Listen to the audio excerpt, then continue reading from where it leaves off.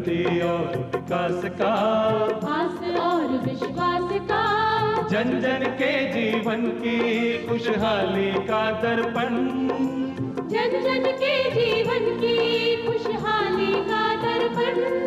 ये है कृषि दर्शन, ये है कृषि दर्शन, ये है कृषि दर्शन। जय किसान, जय राजस्थान, जय भारत। भारत सरकार की कृषि मंत्रालय के कार्यक्रम कृषि दर्शन में आप सभी किसान भाई बहनों का बहुत बहुत स्वागत। नमस्कार, मैं हूं चंचल। कहते हैं कि इस दुनिया में पेड़ों सा कौन भला हितकारी है, बिना स्वार्थ ये सब कुछ देते पेड़ बड़े उपकारी हैं। पेड़ जो हमारी प्रकृति को स्वच्छ और स्वस्थ बनाने में महत्वपूर्ण भूमिका निभाते हैं, पेड़ जो हमारे किसानों की उन्नति में एक महत्वपूर्ण भूमिका निभाते हैं। ऐसे में आज कृषि दर्शन में पेड़ों से जुड़ी बात होगी, वृक्षारोपण से जुड़ी बात होगी, मगर उससे पहले आइए देखते हैं खबरें खेती की। किसान भाइयों नमस्कार, खबरें खेती की में आपका स्वागत है। आइए देखते हैं खेती से जुड़ी आज की कुछ खास खबरें। CSC केंद्रों पर करा सकेंगे पीएम फसल बीमा योजना के लिए नामांकन। काजरी को मिला सर्वश्रेष्ठ वार्षिक प्रतिवेदन पुरस्कार। पीएम किसान के लाभार्थी 31 जुलाई तक eKYC सत्यापन करवाएं। कुम्हेर में ICAR का 94वां स्थापना दिवस मनाया गया और अब रोबोट बनेगा किसानों का मददगार। किसान अब प्रधानमंत्री फसल बीमा योजना में अपना नामांकन नजदीकी कॉमन सेंटर CSC पर भी करा सकेंगे। Agriculture insurance company of India limited 12 के जिला प्रबंधक सुमित पारिक ने बताया कि जिले में agriculture insurance company of India limited को बीमा एजेंसी के तौर पर अधिकृत किया गया है। एजेंसी द्वारा कॉमन सर्विस सेंटर CSC संचालकों को ऑनलाइन वेबिनार के माध्यम से प्रधानमंत्री फसल बीमा योजना में नामांकन संबंधी प्रक्रिया का प्रशिक्षण दिया गया है। उन्होंने बताया कि सरकार ने खरीफ वर्ष 2022 के लिए सोयाबीन, धान, उड़द, मक्का, बाजरा व मौसम आधारित फसल बीमा में अमरूद की फसल को अधिसूचित किया है। पीएम फसल बीमा योजना में नामांकन के लिए गैर ऋणी कृषक आधार कार्ड की कॉपी, नवीनतम भूमि अभिलेख नकल, डिजिटल हस्ताक्षर सहित स्वयं प्रमाणित जमीन बटाई का शपथ पत्र, बैंक पासबुक अथवा कैंसिल चेक, आवश्यक दस्तावेज एवं आवेदन फॉर्म के साथ नजदीकी व्यावसायिक बैंक, सहकारी समिति, क्षेत्रीय ग्रामीण बैंक, भूमि विकास बैंक, बीमा एजेंट एवं कॉमन सर्विस सेंटर CSC के माध्यम से फसलों का बीमा करा सकते हैं। उन्होंने बताया कि योजना के तहत ओलावृष्टि, चक्रवात, चक्रवाती वर्षा, बेमौसम बारिश, जल भराव, भूस्खलन, बादल फटना, आकाशीय बिजली, प्राकृतिक आपदा का नियमानुसार जोखिम कवर रहेगा। भारतीय कृषि अनुसंधान परिषद नई दिल्ली में 94वां स्थापना दिवस समारोह के अवसर पर सर्वश्रेष्ठ वार्षिक प्रतिवेदन 2020-21 का पुरस्कार काजरी जोधपुर को दिया गया। केंद्रीय कृषि मंत्री नरेंद्र सिंह तोमर ने यह पुरस्कार काजरी निदेशक डॉक्टर OP यादव को नई दिल्ली में प्रदान किया। शुष्क क्षेत्रों के कृषि अनुसंधान और विकास के लिए समर्पित विश्व के अग्रणी संस्थान काजरी ने राजस्थान में हवा के कटाव का स्थानिक मूल्यांकन किया। इसके अलावा विशेष रूप से भारतीय थार रेगिस्तान में वातावरण में धूल के भार का पता लगाने के लिए एक रिमोट सेंसिंग आधारित कलन विधि विकसित की। काजरी ने मरु क्षेत्र की मृदा का सर्वेक्षण भी किया। पानी को उपचारित करके चारा फसलों जैसे नेपियर हाइब्रिड, मोरिंगा आदि के उत्पादन के लिए सिंचाई की सुविधा प्रदान की। काजरी निदेशक डॉक्टर OP यादव ने काजरी को मिले सर्वश्रेष्ठ वार्षिक प्रतिवेदन पुरस्कार के लिए संस्थान के वैज्ञानिकों और कर्मचारियों को बधाई देते हुए कहा कि हमें संस्थान और किसानों के लिए सदैव सर्वश्रेष्ठ कार्य करते रहना चाहिए।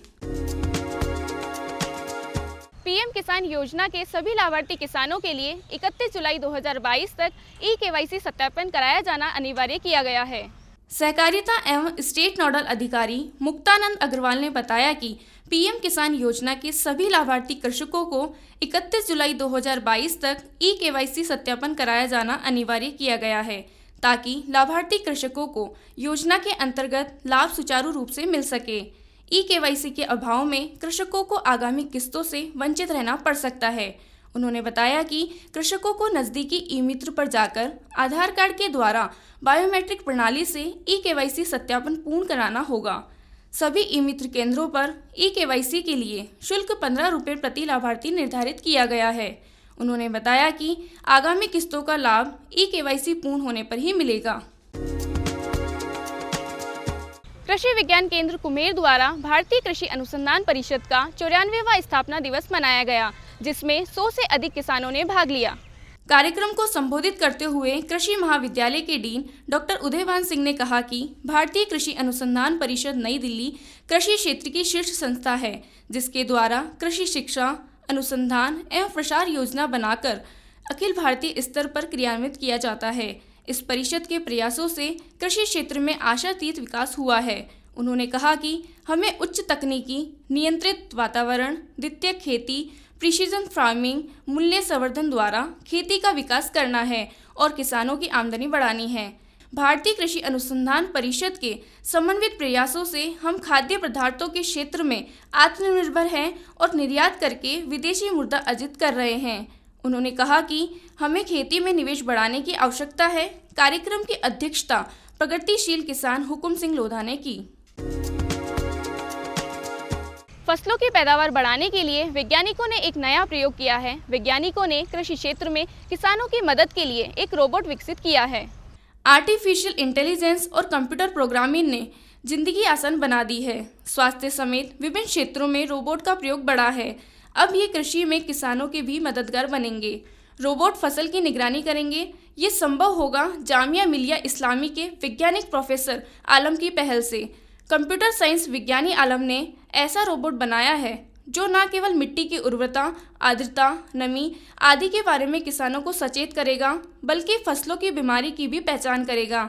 ये रोबोट फसलों को पशुओं से भी बचाएगा। डॉक्टर आलम ने बताया कि ये आकार में काफ़ी छोटा है। इसके प्रयोग के लिए खेत के बाहर या अंदर की तरफ एक रास्ता तैयार करना पड़ेगा ताकि रोबोट आसानी से भ्रमण कर सके। इसमें बैटरी लगी होगी। एक बार चार्ज करने पर यह 48 घंटे काम कर सकेगा। रोबोट एक विशेष कंप्यूटर प्रोग्रामिंग पर काम करेगा। प्रोग्राम में फसलों व इनकी बीमारियों को कंप्यूटर लैंग्वेज के रूप में दर्ज किया जाएगा। रोबोट में सेंसर व कैमरे लगे हैं। भ्रमण के दौरान कंप्यूटर प्रोग्राम से मिलते जुलते लक्षणों को देखते ही रोबोट एक्टिव हो जाएगा। ये विश्लेषण करेगा व तत्काल किसान को सूचना देगा। रोबोट में सेंसर की अहम भूमिका होगी। अधिकतम 100 मीटर की क्षमता वाले सेंसर लगाए जा सकते हैं। बाकी किसान अपने खेत के अनुसार सेंसर की क्षमता को कम या अधिक कर सकते हैं। इसके इस्तेमाल के लिए एक मोबाइल ऐप डाउनलोड करना होगा। रोबोट सेंसर के जरिए खेतों से जो भी सूचनाएं लेगा उन्हें संदेश के रूप में मोबाइल ऐप पर भेजा जाएगा। किसान भाइयों, खबरें खेती की में आज इतना ही। आप देखते रहिए कृषि दर्शन। नमस्कार। हर जोखिम से निकल कर फसल आए, सुरक्षित हो जाए। फसल बीमा से हर किसान अब आत्मनिर्भर हो जाए। अब सूखा पड़े या बाढ़ आ जाए, कोई डर नहीं। अब ओले पड़े या कीट पतंगे फसल खा जाए, कोई फिक्र नहीं।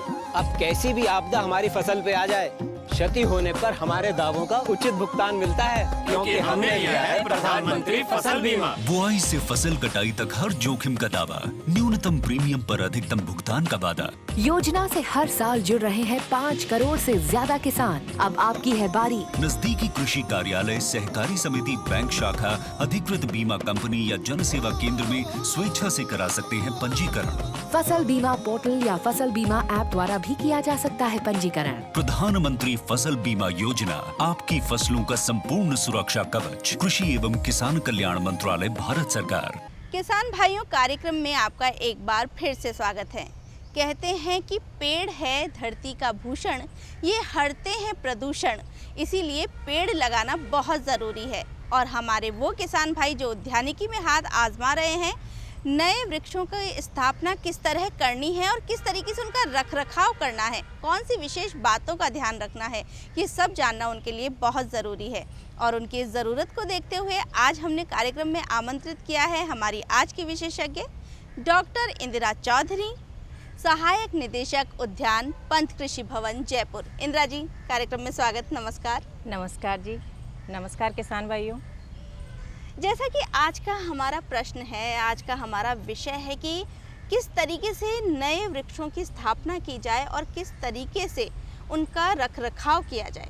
अगर बात करें आज के परिप्रेक्ष्य की, तो कौन कौन से फलदार वृक्ष हमारे राजस्थान के लिए सही रहते हैं यहाँ की जलवायु के हिसाब से, किसानों को बताइए। किसान भाइयों, जैसे कि मैं एक छोटा सा एग्जांपल दूं कि हम मकान बनाते हैं और उसकी हमें सारा देखना पड़ता है कि ज़मीन भी कैसी होनी चाहिए, किस जगह बनाना है, कैसा करना है। ऐसे ही बगीचे लगाना भी अपने आप में एक बहुत बड़ी बात है। बगीचे लगाने से पहले किसान भाइयों को पूरा लेआउट करना होगा कि आपको कहाँ बगीचा लगाना है, किस जगह लगाना है, आपने सोइल की जांच करवाई या नहीं, उसके क्लाइमेट कैसी है, मतलब आपको पूरा लेआउट आपके दिमाग में रखना है, किस पौधे का बगीचा लगाना है, सारा हर चीज़। तो हम एक एक पॉइंट बिंदुवार बात करते हैं। सबसे पहले बात करते हैं कि किसान भाइयों को बगीचा किस समय लगाना चाहिए। तो किसान भाइयों, बगीचे लगाने का 2 समय है। या तो आप लगा सकते हैं सर्दियों में, या लगा सकते हैं आप इस समय बरसात के समय। जिन किसान भाइयों के पास सिंचाई पर्याप्त मात्रा में यानी सिंचाई की व्यवस्था है, वो किसान भाई सर्दियों में बगीचा लगा सकते हैं। और हमारे जैसे राजस्थान में पानी की कमी है अधिकतर जगह, तो उस हिसाब से किसान भाइयों को बरसात में बगीचे लगाने चाहिए। तो दूसरा समय है कि बरसात में बगीचे लगाना। जी डॉक्टर साहब, जैसा कि आपने कहा कि हमारे प्रदेश के किसानों को बरसात में फलदार पौधे लगाने चाहिए। आपने जिक्र किया सॉइल टेस्टिंग का, मृदा की जांच का। अगर किसान भाइयों को अच्छी उन्नत खेती करनी है, उत्पादन लेना है, तो बहुत ज़रूरी है मिट्टी की जांच। और अगर गर्मियों की गहरी जुताई उसके साथ जुड़ जाती है तो सोने पर सुहागा होता है। इस विषय में आप क्या कहना चाहेंगी किसानों से? जैसा कि आपने मैम ने क्वेश्चन किया, बहुत ही अच्छा क्वेश्चन है। क्योंकि अपने को कोई भी, चाहे हम बगीचा लगाएं या कोई भी खेती करें, तो सबसे पहले हमें सोइल की जांच का पता होना चाहिए कि हमारी सोइल कैसी है, मतलब हमारी सोइल सारी है, लवणीय है, वहाँ का क्लाइमेट कैसा है, क्योंकि उसी के आधार पे हमें बगीचा लगाना है। जैसे हमें राजस्थान की बात करें, राजस्थान में जैसे जैसलमेर में है, बीकानेर है, बाड़मेर है, यहाँ पे खजूर की खेती अच्छी होती है। जैसे हम झालावाड़ में संतरा, मौसमी वगैरह ये अच्छे होते हैं। सवाई माधोपुर में अमरूद अच्छे होते हैं। यानी इन सब फलों की क्लाइमेट और सोइल वहाँ के लिए अच्छी है। तो बगीचे लगाने से पहले ये सबसे पहले किसान भाई को खेत की तैयारी करनी होती है। इसके लिए एक गहरी जुताई लेवें। गहरी जुताई करने के बाद उसमें मिट्टी में जो भी कंकड़ पत्थर है, जो भी अपने वीड्स वगैरह है, जैसे आप मोथा की बात करते हैं या आप दोब घास की बात करते हैं, इनके सारे हटा दें और खेत अच्छे से साफ़ कर लें। उसके बाद 2 हल्की सी जुताई करके पाटा लगा दें।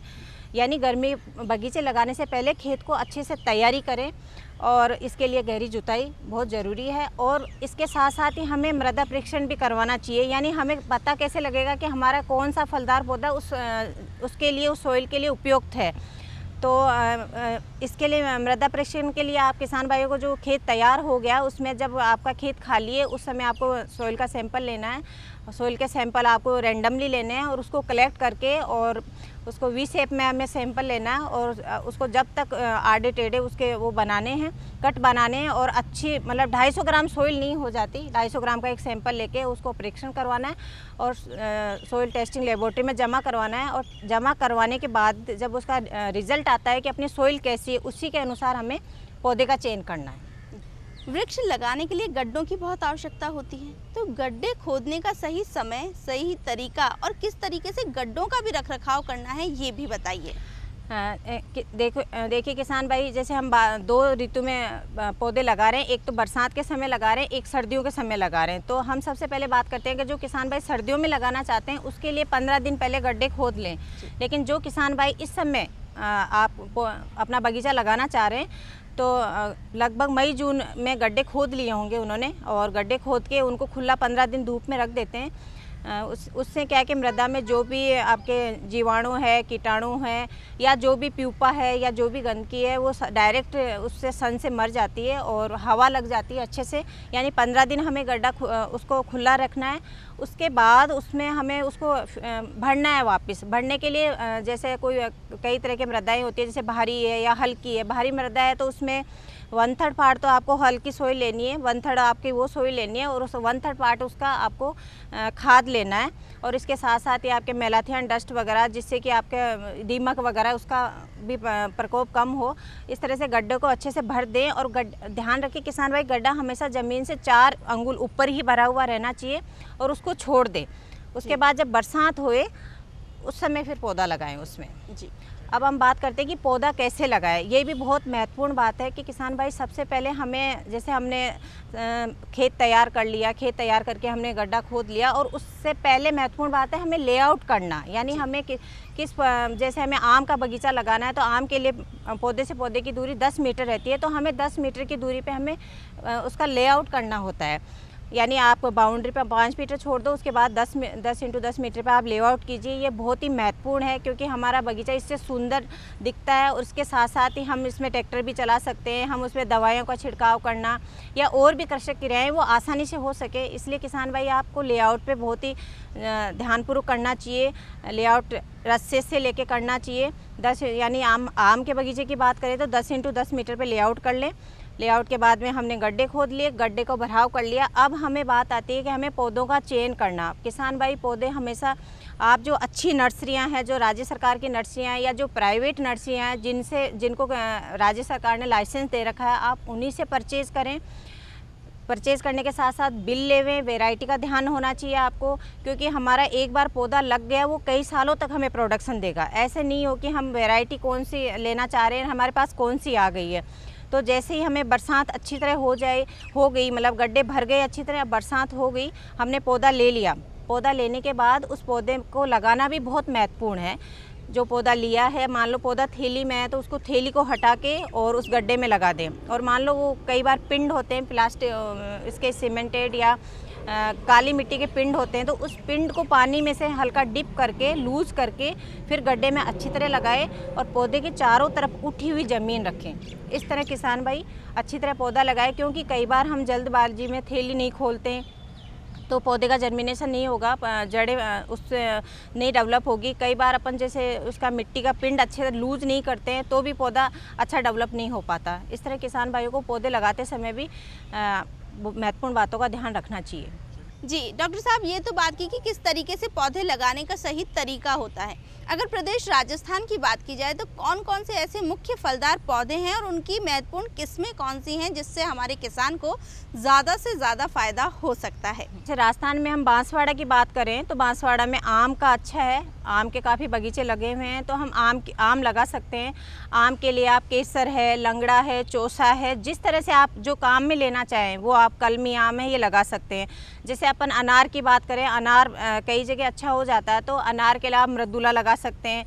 अमरूद के बगीचे किसान भाई लगा सकते हैं। जैसे सवाई माधोपुर की बात करें तो L49 है, इलाहाबाद सफ़ेदा है। ऐसे हम जो किसान भाई नींबू लगाना चाहते हैं, बीजू नींबू लगा सकते हैं, कागजी नींबू लगा सकते हैं।